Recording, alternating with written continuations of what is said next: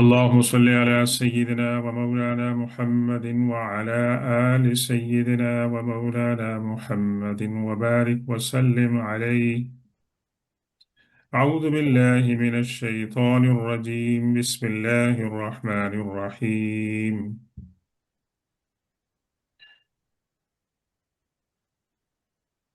الذين يتبعون الرسول النبي الأمي الذي يجدونه مكتوبا عندهم في التوراة والإنجيل يأمرهم بالمعروف وينهاهم عن المنكر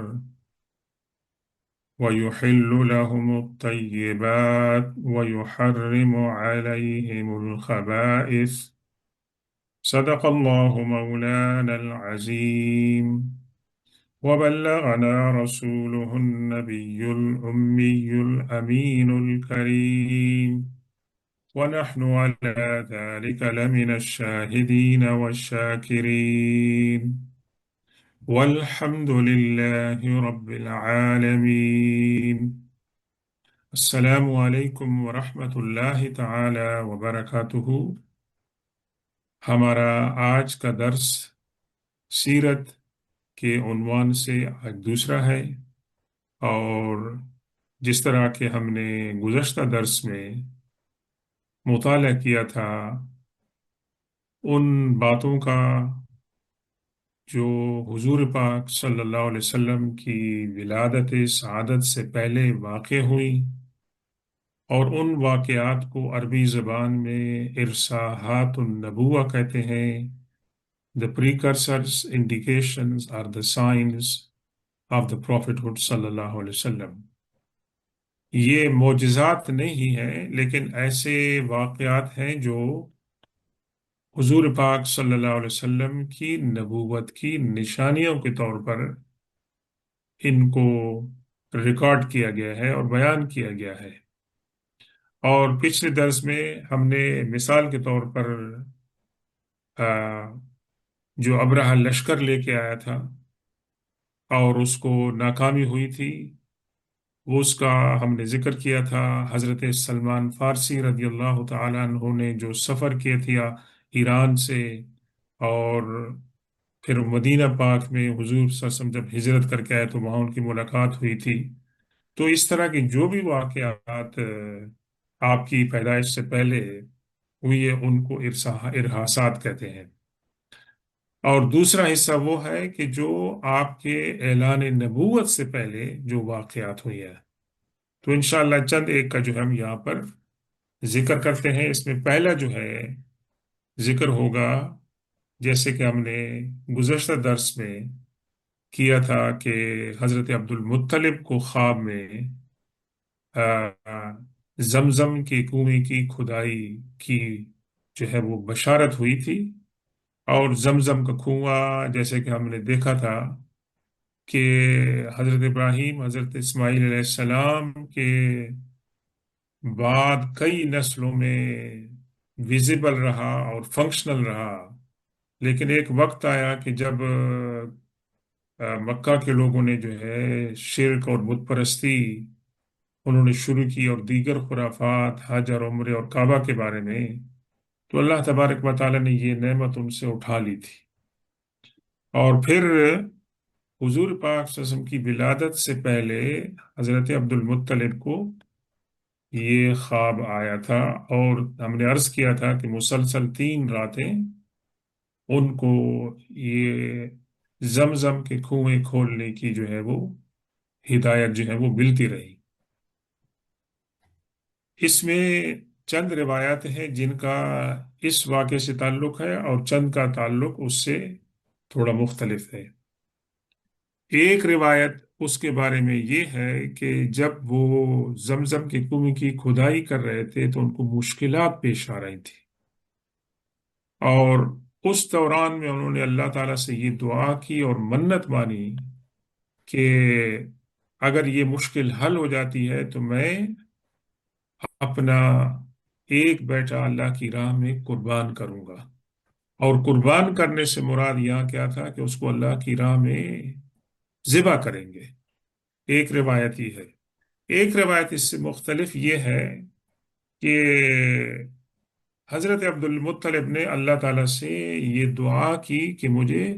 10 بیٹے عطا فرمائیں، اور اگر مجھے 10 بیٹے عطا ہو جائیں، وہ بڑے ہو جائیں، جوان ہو جائیں، ہیلتھی فٹ ہوں، تو ان میں سے ایک کو میں اللہ کی راہ میں قربان کروں گا۔ تو اللہ تبارک و تعالیٰ نے ان کی یہ دعا پوری فرمائی اور ان کو 10 بیٹے عطا ہوئی ہے۔ اب معاملہ آیا منت کو پورے کرنے کا، اور انہوں نے یہ سوچا کہ اپنے 10 بیٹوں میں سے کون سا بیٹا ہے جس کو میں اللہ کی راہ میں قربان کروں۔ تو انہوں نے بجائے اس کے کہ خود چوز کرنے کے قرآن اندازی کی، اور قرآن اندازی کے اندر حضور اقدس صلی اللہ علیہ وسلم کے والد حضرت عبداللہ کا نام کلیئر لیا گیا کہ ان کو ذبح کیا جائے۔ تو ان کے جو خاندان کے لوگ تھے، رشتہ دار تھے، اور دوگر جو قریش کے سردار تھے، انہوں نے کہا کہ یہ تو چھوٹا پیارا بچہ ہے، سب سے کم عمر ہے، اس کو آپ ذبح کر کے یہ تو بہت زیادتی کریں گے، ایسے نہیں کرنی چاہیے۔ تو حضرت عبد المطلب شروع شروع میں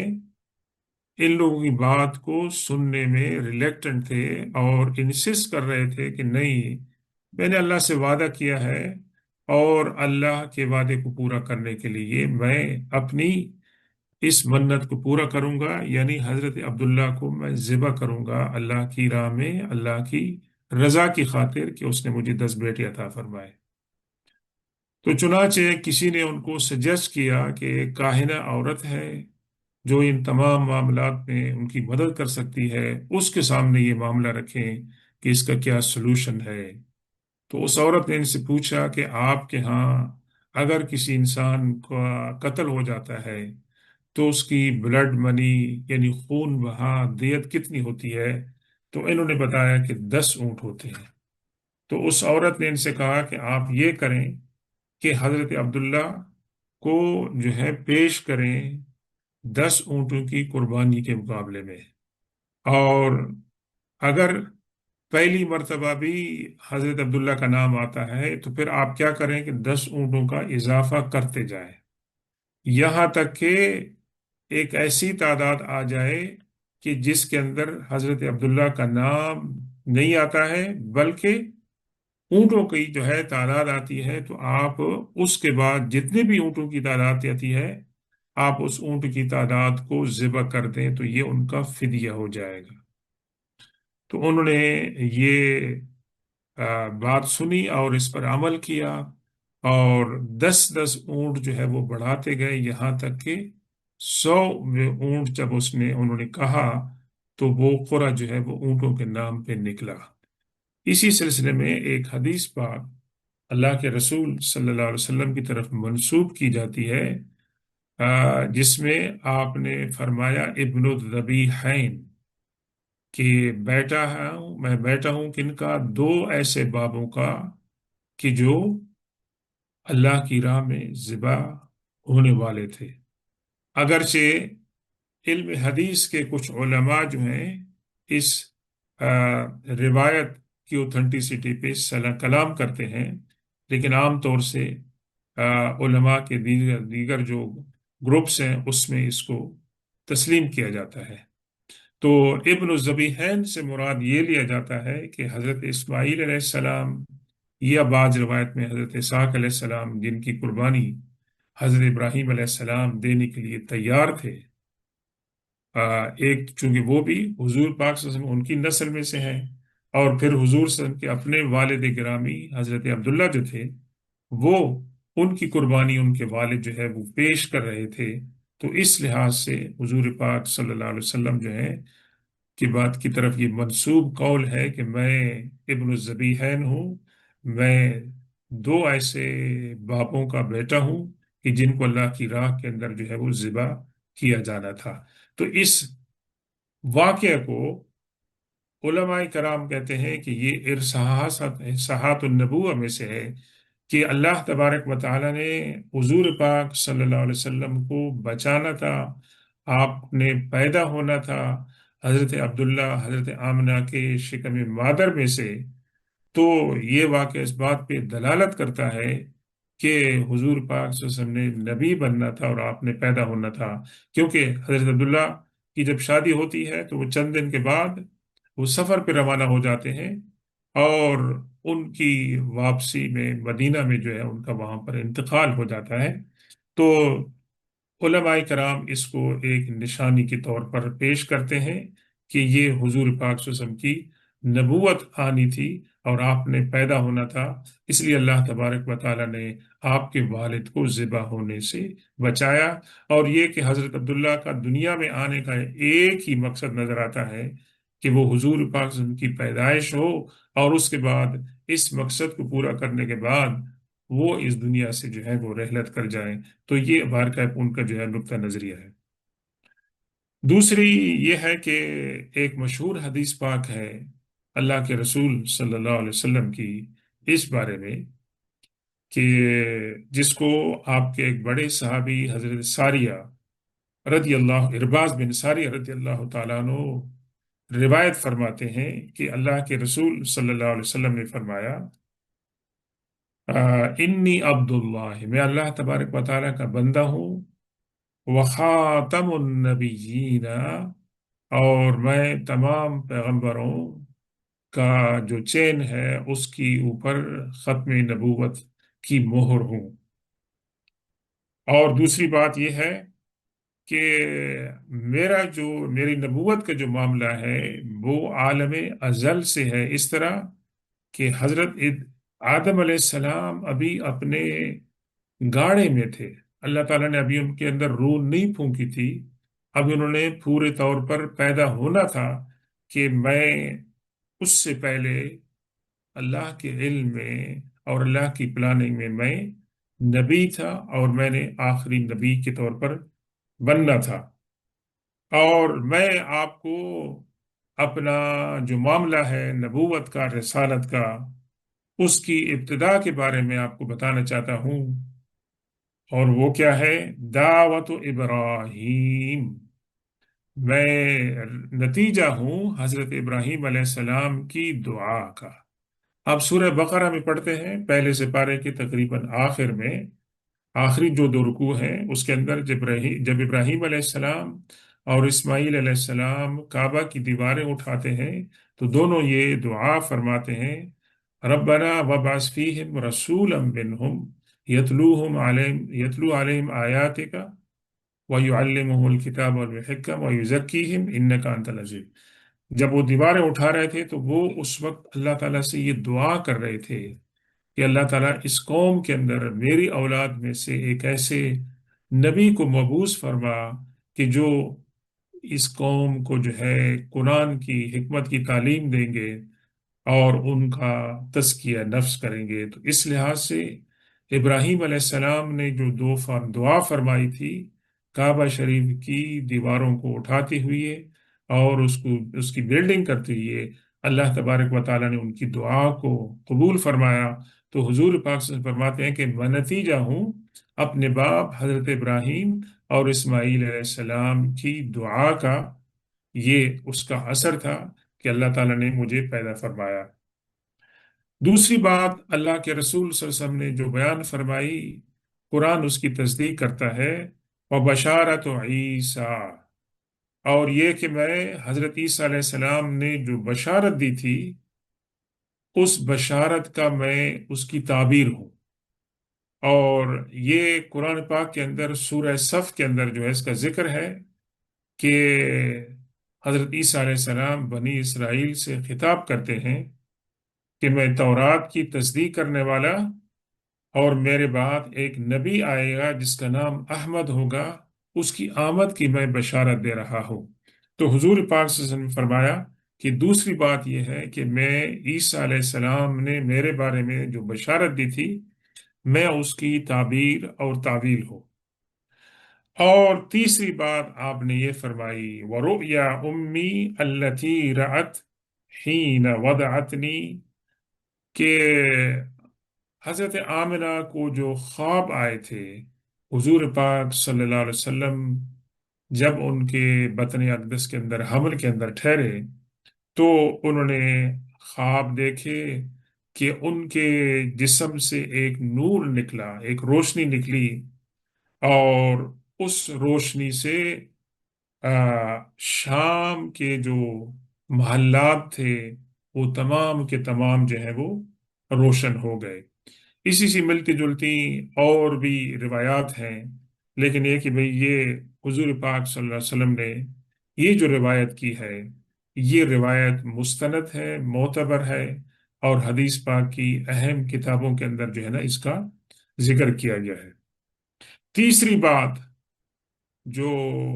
ہم کہہ سکتے ہیں کہ ان واقعات سے تعلق رکھتی ہے، جس کا ہم نے کچھ ذکر پچھلی دفعہ کیا تھا، کہ یہود کس طرح مدینہ میں آ کے، یثرب میں آ کے آباد ہوئے تھے، اور ان کے آنے کی مین ریزن کیا تھی؟ کہ ان کی کتابوں میں بشارت تھی حضور پاک صلی اللہ علیہ وسلم کے آنے کی، اور اس امید پر آئے تھے کہ وہ پیغمبر جو ہیں ان کی قوم میں سے ہوں گے، تو وہ وہاں کرا آباد ہوئے تھے۔ اور اسی طریقے سے حضرت سلمان فارسی رضی اللہ تعالیٰ عنہ کے جو سفر ہے ان کا سچ کو ڈھونڈنے کا، ان کی جو ملاقاتیں تھیں وہ تمام عیسائی راہبوں سے ہوئی تھی، اور ان تمام عیسائی راہبوں میں آخر والے نے ان کو یہ کہا تھا کہ آپ نخلستان یثرب کی طرف جائیں، اور وہاں ایک نبی کی جو ہے وہ آمد ہونے والی ہے۔ اب اس کو جو ہے ایک بہت ہی مستند حدیث اور واقعہ جو ہے اس کو سپورٹ کرتا ہے، اور وہ ہے حضور پاک صلی اللہ علیہ وسلم کے آ، صحابی طلحہ بن عبید اللہ رضی اللہ تعالی عنہ، جو سابقون الاولین میں سے ہیں، اور ان صحابہ میں سے ہیں کہ جن کو حضور پاک صلی اللہ علیہ وسلم نے جنت کی بشارت دی، عشرہ مبشرہ میں سے ہیں۔ آ، وہ یہ واقعہ بیان کرتے ہیں کہ میں ایک دفعہ شام کے اندر میں گیا بزنس کے لیے، اور وہاں پر ایک مارکیٹ لگتی تھی، اور اس ٹاؤن کا نام تھا بسرا۔ تو وہ کہتے ہیں جب ہم وہاں پہنچے تو وہاں جو گرجا کا ایک جو پادری تھا، اس نے اپنی کھڑکی سے آ، اپنے آپ کو ظاہر کیا اور پوچھا لوگوں سے کہ آپ کے اس کیروان کے اندر کوئی ایسے بھی لوگ ہیں کہ جو کعبہ شریف سے مکہ سے آئے ہوں، ویسے کوئی ہے ایسا آدمی کہ جو وہاں سے آیا ہو؟ تو حضرت طلحہ بن عبید اللہ فرماتے ہیں کہ میں نے یہ عرض کی کہ میں مکہ مکرمہ سے ہوں۔ پھر اس پادری نے پوچھا کہ کیا حضرت احمد صلی اللہ علیہ وسلم کا ظہور ہو چکا ہے؟ ان کا ظہور، ان کا اعلان نبوت اور بعثت جو ہے وہ ہو چکا ہے؟ اس نے سوال کیا۔ تو میں نے کہا کہ احمد کون ہے ویسے؟ ہاں، حضور پاک صلی اللہ علیہ وسلم کا نام جو انہوں نے دیا، تو میں نے کہا وہ کون ہے؟ تو اس نے کہا کہ یہ ہے ابن عبداللہ ابن عبد المطلب، ان کا نام جو ہے وہ یہ ہے۔ اور پھر اس نے یہ کہا کہ ہذا شہرہ الذی یخرج فیہ، یہ وہ مہینہ ہے کہ جس کے اندر ان کا ظہور ہونے والا ہے۔ یعنی آپ اس واقعہ کی اہمیت کے بارے میں یہ سوچیں کہ یہ راہب جو ہے، انہوں نے اپنی کتابوں میں تورات اور انجیل میں پڑھا، اپنے بزرگوں سے سنا، تو ان کے بارے میں یہ باتیں بیٹھ گئیں کہ وہ کون سے مہینے کے اندر ان کی آمد ہوگی اور پیدائش ہوگی۔ اور چونکہ اس روایت کے سیاق و سباق سے یہ پتہ چلتا ہے کہ یہ مہینہ ربیع الاول شریف کا تھا، تو اس نے کہا کہ یہ مہینہ ہے جس میں ان کی بعثت جو ہے وہ ہونی چاہیے۔ یعنی ان کی یہ کیلکولیشن تھی، اسٹیمیشن تھی کہ حضور پاک صلی اللہ علیہ وسلم جو ہے ان کی آمد جو ہے وہ ہونے والی ہے، اور وہ بھی اس انتظار میں تھے۔ اور اس نے اس لیے خصوصی طور پر یہ سوال کیا کہ کیا کوئی مکہ سے تعلق رکھنے والا ہے؟ تو یہ کہتے ہیں کہ، اور پھر اس نے یہ بھی کہا کہ آ، حضرت احمد صلی اللہ علیہ وسلم جو ہیں وہ آخری نبی ہوں گے. یعنی بڑی حیرت کی بات ہوتی ہے کہ عیسائیوں کے عقیدے میں یہ بات تھی کہ حضور پاک صلی اللہ علیہ وسلم خاتم الانبیاء ہوں گے، ان کے بعد کوئی نبی نہیں آئے گا. لیکن ہمارے ہاں قادیانی لوگ جو ہیں وہ کھڑے ہو گئے اور انہوں نے قرآن کی آیتوں کو، حدیثوں کو ٹویسٹ کر کے ختم نبوت کے بعد کسی دوسرے نبی کی آمد کو انہوں نے ممکن بنا دیا. یہ جو بیان ہے یہ حدیث اوتھینٹک ہے. حضرت طلحہ بن عبید اللہ رضی اللہ تعالیٰ عنہ کی جو عشرہ مبشرہ میں سے ہیں، اور ان کو وہ پادری یہ کہہ رہا ہے، نہ صرف یہ کہ یہ کہہ رہا ہے کہ ان کی آمد کا ٹائم ہو گیا ہے، بلکہ کہتا ہے وہ آخر الانبیاء ہے، he is going to be the final messenger, ان کے بعد کوئی نبی ہی نہیں آئے گا. پھر وہ اس نے کہتا ہے کہ مخرج من الحرم، لیکن انہوں نے ایک دن مجبور ہو کر انہوں نے حرم سے، مکہ سے ان کو نکلنا پڑے گا، امیگریشن کرنا پڑے گا، اور وہ ایک ہی ایسی زمین میں پہنچیں گے کہ جہاں پر کثرت سے کھجور کے جو ہے وہ باغات ہوں گے. یہ تمام علامات جو ہیں ان کی کتابوں کے اندر موجود تھی ویسے. تو آ، اس لیے اس نے پھر وصیت کی کہ آپ کو چاہیے کہ آپ اس کام کے اندر دیر نہ کریں اور جا کے حضور پاک صلی اللہ علیہ وسلم کو مل کر ان کی دعوت کو قبول کر لیں اور اسلام کو قبول کر لیں. تو حضرت طلحہ فرماتے ہیں کہ یہ بات میرے دل میں بیٹھ گئی اور میں نے فوراً اپنا سامان پیک کیا اس نیت کے ساتھ کہ میں جا کے ملتا ہوں آپ سے اور آپ کے دستے اقدس پہ میں آ، اسلام قبول کرتا ہوں. تو جب میں مکہ آیا تو میں نے لوگوں سے پوچھا کہ کوئی ایسا ایکسٹرا آرڈنری واقعہ ہوا ہے جب میں یہاں نہیں تھا. تو انہوں نے کہا ہاں، کہ محمد بن عبداللہ الامین جو ہیں، جن کو الامین کے نام سے پکارا جاتا ہے، انہوں نے نبوت کا دعویٰ کیا ہے اور ان کی پیروی کر رہے ہیں کون؟ حضرت ابوبکر صدیق رضی اللہ تعالی عنہ. تو یہ کہتے ہیں کہ میں سیدھا حضرت ابوبکر صدیق رضی اللہ تعالیٰ عنہ کے گھر میں پہنچا اور ان کو میں نے یہ ماجرا سنایا، اور اس کے بعد میں حضور پاک صلی اللہ علیہ وسلم کے پاس حاضر ہو کر میں نے اسلام جو ہے وہ قبول کیا. تو یہ چند واقعات وہ ہیں کہ جو اللہ کے رسول صلی اللہ علیہ وسلم کی نبوت سے پہلے جو ہے وہ واقع ہوئے، اور یہ دلالت کرتے ہیں حضور پاک صلی اللہ علیہ وسلم کی نہ صرف نبوت پر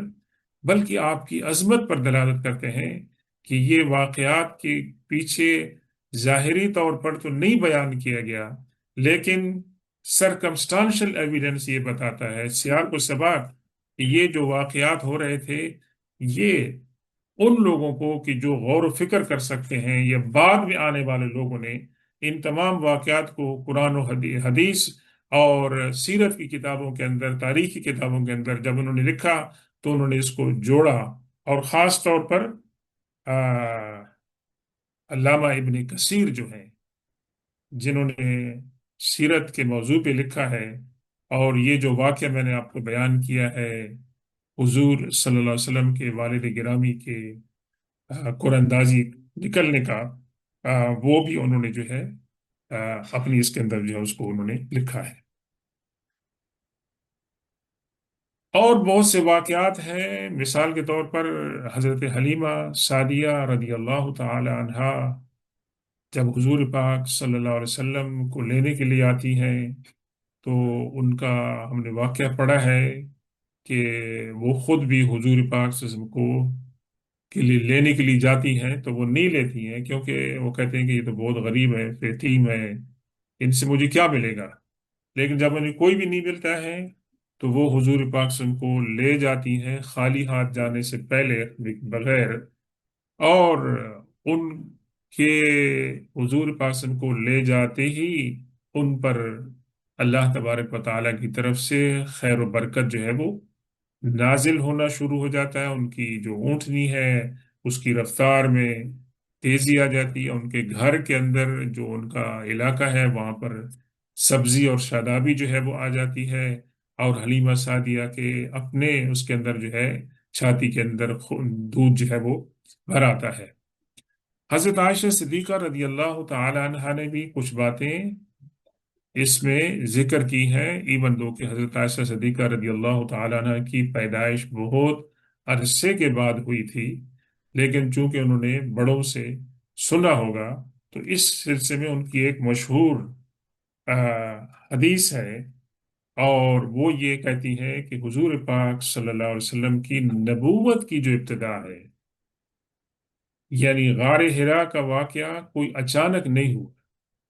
بلکہ نبوت کی ابتدا کیسے ہوئی کہ حضور پاک صلی اللہ علیہ وسلم کو رات کو خواب آتے تھے، آپ کو خواب دیکھتے تھے صبح جس طرح سورج طلوع ہو رہا ہے اس کو دیکھ رہے ہیں، سورج کے طلوع ہونے میں کوئی شک نہیں ہو رہا ہے، اسی طریقے سے حضور پاک صلی اللہ علیہ وسلم جو خواب دیکھتے تھے اس کی تعبیر میں کوئی شک نہیں ہوتا، جو چیز آپ نے دیکھی ہوتی تھی وہ واقعہ ہو جاتی تھی، تو اس کو بھی علامات نبوت میں سے شمار کیا جاتا ہے۔ اسی سے ملتی جلتی بات حضرت عائشہ صدیقہ رضی اللہ تعالی عنہا کہتی ہیں کہ حضور پاک صلی اللہ علیہ وسلم کو جب نبوت ملنے والی تھی تو اس سے تقریباً 3 سال پہلے حضور پاک صلی اللہ علیہ وسلم کے مزاج کے اندر خلوت نشینی، لوگوں سے دوری، آئسولیشن کی انکلیشن جو ہے وہ پیدا ہوئی، اور اس کی ایک صورت کیا نکلی کہ آپ 3 سال تک جو ہے رمضان المبارک کے مہینے کے اندر غار حرا کے اندر جو ہے آپ عبادت فرماتے تھے، اور جیسے ہم سن چکے ہیں کچھ دنوں کے بعد اب تشریف لاتے، پھر کچھ زیادہ راہ لے کے واپس جو ہے وہ آپ چلے جاتے تھے۔ تو جب حضور پاک صلی اللہ علیہ وسلم کعبہ کے اندر جو ہے ہوتے تھے تو وہاں پر لفظ جو آتا ہے یتحنث، آپ عبادت فرماتے تھے، تو لوگوں نے اس کے اوپر بہت لکھا ہے، علماء کرام نے بھی سوال اٹھائے ہیں کہ ابھی اسلام کی ابتدا نہیں ہوئی تھی، ابھی قرآن نازل نہیں ہوا تھا، حضور صلی اللہ علیہ وسلم نے ابھی جو ہے آفیشلی نبوت کا اعلان نہیں کیا تھا، تو ان کی عبادت کا طریقہ کیا تھا؟ تو علماء کرام کی اکثریت اس اوپینین پہ گئی ہے کہ حضرت ابراہیم علیہ السلام کی عبادت کا جو طریقہ آ، وہاں پر مطلب ہے ٹریڈیشنلی موجود تھا، آپ نے اس کے مطابق آپ وہاں عبادت فرماتے تھے، یعنی صرف وہاں مراقبہ نہیں کرتے تھے بلکہ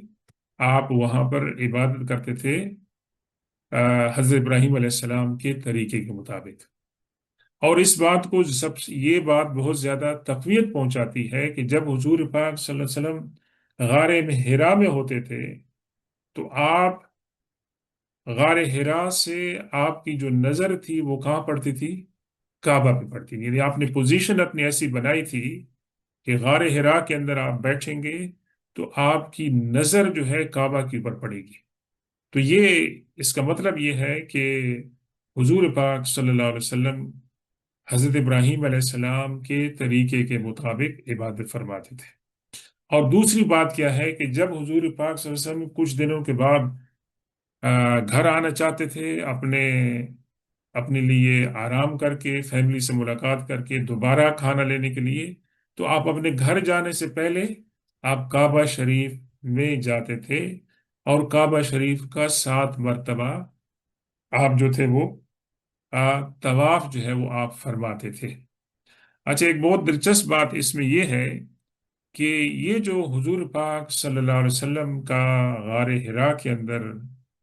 اعتکاف کرنا ہے اور عبادت کرنا ہے، یہ قریش کے لوگوں کے اندر اس کی ٹریڈیشن موجود تھی، یعنی حضور پاک صلی اللہ علیہ وسلم صرف وہ نہیں تھے اپنے قوم کے واحد فرد کی آپ نے وہاں جا کے عبادت کی، بلکہ دوسرے لوگوں کے بارے میں بھی آتا ہے کہ ان کے ہاں یہ ٹریڈیشن ہے۔ اب ان لوگوں کے بارے میں نہیں پتا ہے کہ وہ کس طریقے سے عبادت کرتے تھے۔ دوسری جو باتیں اس ٹریڈیشن کے ساتھ ایسوسیٹ کی جاتی ہیں، کہ ایک تو غار حرا کے اندر میڈیٹیشن، غور و فکر، عبادت، اور اس کے بعد جب نکلتے تھے تو حضور پاک صلی اللہ علیہ وسلم ضرورت مند لوگوں کو کھانا کھلاتے تھے۔ اور یہ بات دوسرے لوگوں کے بارے میں بھی ہے، اس لیے آپ پڑھتے ہیں کہ جب حضور پاک صلی اللہ علیہ وسلم پہلی مرتبہ اپنی بیوی حضرت خدیجہ رضی اللہ تعالی عنہا سے جبریل علیہ السلام کی طرف سے پہلی وحی کی بات کرتے ہیں، تو حضرت خدیجہ رضی اللہ تعالیٰ عنہ اس بات کو افرم کرتی ہیں کہ آپ وہ ہیں جو معاشرے کے نادار اور غریب لوگوں کی آپ سپورٹ کرتے ہیں اور ان کی جو ہے وہ مدد کرتے ہیں۔ تیسری بات اس ضمن میں یہ ہے کہ یہ واقعہ مختلف احادیث میں آیا ہے کہ حضور پاک صلی اللہ علیہ وسلم نے فرمایا کہ مجھے نبوت ملنے سے پہلے میں ایک پتھر کے سامنے سے گزرتا تھا، تو وہ پتھر مجھے کہتا تھا السلام علیکہ یا رسول اللہ۔ میں دیکھتا تھا لیکن مجھے کوئی کہنے والا نظر نہیں آتا تھا، اور اب میں اس پتھر کو جانتا ہوں کہ وہ کون سا پتھر تھا۔ ایک دوسری روایت میں ہے، اور یہ روایت منقول کی گئی ہے کن کی طرف؟ حضرت علی رضی اللہ تعالیٰ عنہ کی طرف، کہ وہ فرماتے ہیں کہ میں حضور پاک صلی اللہ علیہ وسلم کے ساتھ مکہ کے پہاڑوں اور وادیوں میں گزر رہا تھا کہ کوئی درخت اور کوئی چٹان اور کوئی پہاڑ ایسا نہ تھا جب بھی ہم گزرے تو وہاں سے جو ہے وہ آواز آتی تھی السلام علیکہ یا رسول اللہ۔ تو بہرکیف یہ چند واقعات ہیں کہ جو حضور پاک صلی اللہ علیہ وسلم کی ولادت سے پہلے اور آپ کے اعلان نبوت سے پہلے ہوئی ہے۔ انشاءاللہ کچھ مزید واقعات بھی ہیں جن کا ہم اگلے درس میں ذکر کریں گے، لیکن یہاں پر ایک بڑا ہی خوبصورت قول ہے اور بڑا مختصر ہے۔ حضرت خالد بن ولید رضی اللہ تعالیٰ عنہ کا، حضور پاک صلی اللہ علیہ وسلم نے انہیں کسی قبیلے میں بھیجا اسلام کی دعوت دینے کے لیے، تو ظاہر ہے حضور پاک صلی اللہ علیہ وسلم کا ذکر جو ہے وہ ہو چکا تھا، اور آپ مشہور ہو چکے تھے کس بات کی دعوت ہے یہ، لیکن لوگوں نے آپ کو نہ تو دیکھا تھا نہ ملاقات ہوئی تھی، تو یہ دور دراز کے علاقے کے ہوں گے، تو انہوں نے حضرت خالد بن ولید رضی اللہ تعالیٰ عنہ سے یہ سوال کیا، یہ دریافت کیا، صف لنا رسول اللہ صلی اللہ علیہ وسلم، describe to us about the prophet صلی اللہ علیہ وسلم، ہمیں بتائیں، ان کا وصف بیان کریں کہ حضور پاک صلی اللہ علیہ وسلم کیسے ہیں ویسے۔ تو حضرت خالد بن ولید رضی اللہ تعالیٰ نے پوچھا کیا تم لوگ چاہتے ہو کہ میں لمبا جواب دوں یا مختصر جواب دوں؟ یعنی میں دونوں جواب دے سکتا ہوں کہ تفصیل کے ساتھ میں بیان کروں تو پھر تم سنو گے، یا تم مختصر جواب سننا چاہتے ہو تو میں مختصر جواب دوں گا۔ تو انہوں نے کہا کہ نہیں، بلکہ آپ اختصار سے کام لیں۔ تو حضرت خالد بن ولید رضی اللہ تعالیٰ عنہ نے جو جواب دیا، ان کا جو جملہ تھا وہ بہت ہی کمپریہنسو تھا، یعنی اور ان کی فصاحت اور بلاغت پر دلالت کرتا ہے کہ انہوں نے ایک مختصر سے جملے میں، جملے سے بھی کم میں بہت بڑی بات کہہ دی۔ انہوں نے کیا کہا؟ ہو رسول اللہ صلی اللہ علیہ وسلم والرسول علی قدر المرسل۔ پہلا جملہ انہوں نے یہ کہا کہ حضور پاک صلی اللہ علیہ وسلم بلا شبہ اللہ کے رسول ہیں، اور آپ جو ان کی صفات جاننا چاہتے ہیں تو ان کی صفات کو جاننے کا یہ طریقہ ہے کہ ان کو جس نے بھیجا ہے، یعنی اللہ تبارک و تعالی، اس کی جو قدر ہے، اس کی جو منزلت ہے اور اس کی جو عظمتیں ہیں، اس لحاظ سے آپ پیغمبر کو جانچیں. یعنی جب آپ کے ذہن میں یہ بات بیٹھ جائے گی کہ حضور پاک صلی اللہ علیہ وسلم کو اللہ تبارک و تعالیٰ نے بھیجا ہے، اللہ تبارک و تعالیٰ عظیم ہے، حکیم ہے، حلیم ہے، علیم ہے، اور اللہ تبارک و تعالیٰ کی یہ تمام جو صفات ہیں، تو آپ دیکھیں گے کہ ان صفات کا ریفلیکشن آپ کو نظر آئے گا حضور پاک صلی اللہ علیہ وسلم کو چننے میں، منتخب کرنے میں اپنے رسول کے طور پر. اور جب آپ کے ذہن میں یہ بات بیٹھ جائے گی تو آپ کے ذہن میں نہ صرف حضور پاک صلی اللہ علیہ وسلم کی عظمت بیٹھے گی، بلکہ ان کو جس نے بھیجا ہے اللہ تبارک و تعالیٰ، ان کی عظمت بھی جو ہے وہ بیٹھے گی. تو انشاءاللہ اس موضوع کو ہم جاری رکھیں گے آئندہ درس میں. اللہ تبارک و تعالیٰ سے دعا ہے کہ آج کی اس محفل میں ہم نے اس موضوع پر جو باتیں کی ہیں، اللہ تبارک و تعالیٰ ان کو قبول فرمائے، اور اللہ تبارک و تعالیٰ ہمیں سیرت کے مطالعے کی جو ہے وہ توفیق عطا فرمائے. اس سیرت کا جو مطالعہ ہے وہ ہماری ایمانوں کو تازہ کرتا ہے، اور اس کے اندر ہمیں بہت ساری ایسی باتیں ملتی ہیں جن سے ہم روحانی طور پر، ایمانی طور پر مضبوط ہوتے ہیں. سبحان ربك رب العزة عما يصفون وسلام على المرسلين والحمد لله رب العالمين. وعليكم السلام ورحمة الله تعالى وبركاته.